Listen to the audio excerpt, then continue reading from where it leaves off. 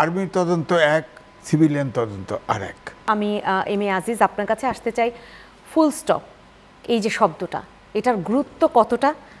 কারণ এটাই সবাই গুরুত্ব সহকারে নিচ্ছে যে একদম এই যে বিডিআর, তখনকার যে বিডিআর বলা হয় বা এখন আমরা বিজিবি বলি, তাদের দ্বারা সে যে হত্যাকাণ্ড যে ঘটনা ঘটেছে, একেবারে ব্যাপারে ফুল স্টপ। যারা শাস্তি পেয়েছে তারা শাস্তি পাওয়ার যোগ্য, উনি একদম স্পষ্ট করে দিয়েছেন। এই ফুল স্টপ দিয়ে আপনি কি বুঝলেন আমার দর্শকদের একটু ধন্যবাদ আপনাকে। বিডিআর যে হত্যাকাণ্ড ঘটে পৃথিবীতে কিন্তু বিরল। 57 জন মেজর জেনারেল থেকে ক্যাপ্টেন পর্যন্ত জীবন দিয়েছে, মেরে ফেলা হয়েছে পরিষ্কার। এখানে এর বাইরে সিভিলিয়ান ছিল, মিলে হলো 74 জন। এটা পৃথিবীতে একটা ইভেন্টে এত সেনা অফিসার মারা গেছে এটা কিন্তু জানা নেই, একদিনে এক ইভেন্টে।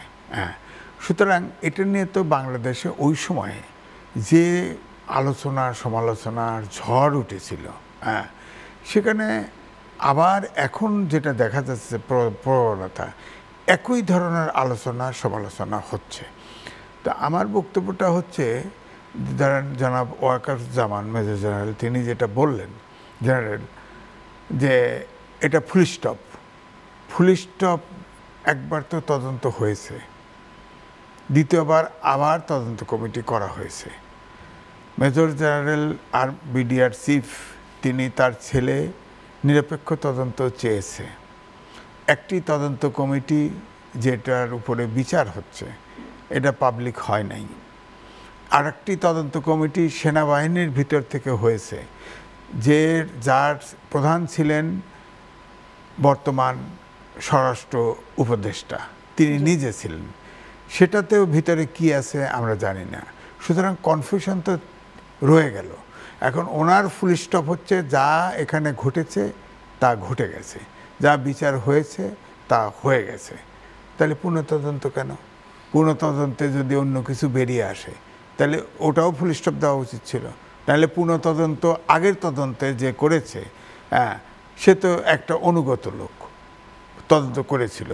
উনি তো তদন্ত কমিশনের চেয়ারম্যান, এখানে বসে আছেন, এটাও বলেছেন যদি কোনো রাজনীতিবিদ জড়িত থাকে সেটা উল্লেখ করেছেন। তাহলে কি উনি কি একদম এই ফুল স্টপটা বুঝিয়েছেন? না, ফুল স্টপটা বুঝাইছে ধরেন আরও ইলাবোরেট যদি করি, ধরেন আর্মি, ডিজিডিএফআই, পুলিশ, এই যে ধরেন দেশের যে অস্থির অবস্থা, এই কারণে বলছি যে সবাইকে তাড়িয়ে বেড়ানো আর কি মূল কথা। তাহলে দেশের স্বস্তিটা আসবে কোথায়? সবার দোষ, স্বস্তিটা কোথায়? আমাদের ভিতরে, সবার ভিতরে তো একটা চেতনা আসতে হবে, দেশ এবং জাতি যাতে ক্ষতিগ্রস্ত না হয়। ইনি এটাই বলছে, এই কারণে বলছে, এটাকে টেনে বলছে ফুল স্টপ। শুধু বিডিআরের বিচারের ব্যাপারে শুধু ফুল স্টপ বলে, হ্যাঁ, বলছে যে যাদের শাস্তি হয়েছে তারা শাস্তি হয়েছে, বাকি তদন্ত হয়তো হবে, তখন হয়তো কেউ যদি ওর ভিতরে রিলিফ হয় হবে, না হলে হবে না। কিন্তু যদি ধরেন কোনো তদন্ত, ব্যাপারটা হলো যে আর্মির তদন্ত এক, সিভিলিয়ান তদন্ত আরেক, তাই না? আর্মি সিভিলিয়ান তদন্তে কথা বলা যায়, আর্মিতে ধরেন যে মার্শাল কোর্টে বিচার হয়, সেখানে তো কিছু বলার নাই, কারণ ওটা আইনসম্মতভাবেই হয়।